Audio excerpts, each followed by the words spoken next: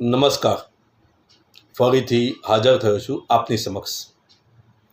હવે આજનો જે વિડીયો બનાવ્યો છે એનું નામ છે એક પ્રસિદ્ધ યોગ. પણ આ યોગ મેં મારી રીતે મારી રિસર્ચથી મેં આ યોગનું વિવેચન કરેલ છે. ઘણી બધી કુંડળીઓમાં પણ આનો અજમાવેલો છે. બહુ સરળ છે અને બહુ સિમ્પલ યોગ છે.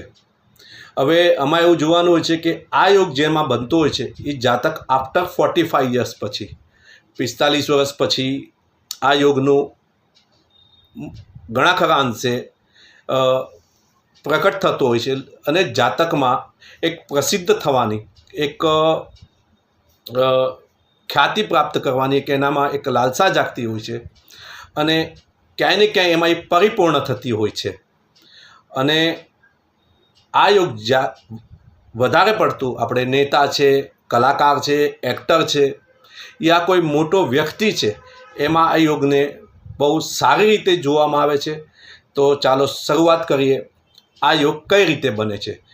આ યોગ ગુરુ અને શનિથી બનતો હોય છે.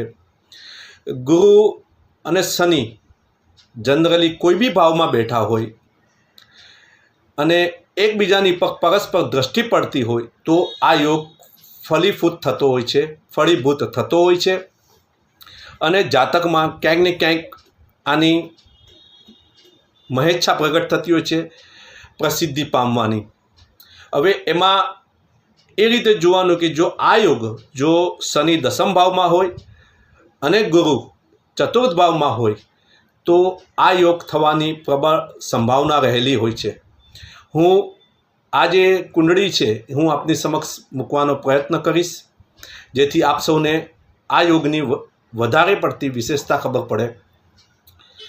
જો આ યોગ શનિ દસમ ભાવમાં હોય અને ગુરુ ચતુર્થ ભાવમાં હોય તો એનું કારણ છે કે જે શનિ છે જે દસમ ભાવ છે એ કર્મનો ભાવ છે, કાર્યનો ભાવ છે અને જે ચતુર્થ ભાવ છે એ જનતાનો ભાવ છે, જનતાની સેવા કરવાનો ભાવ છે.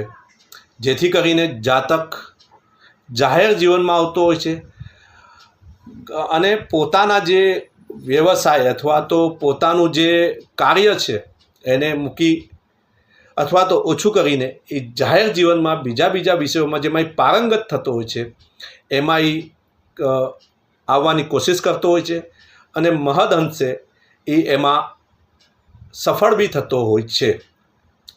આવી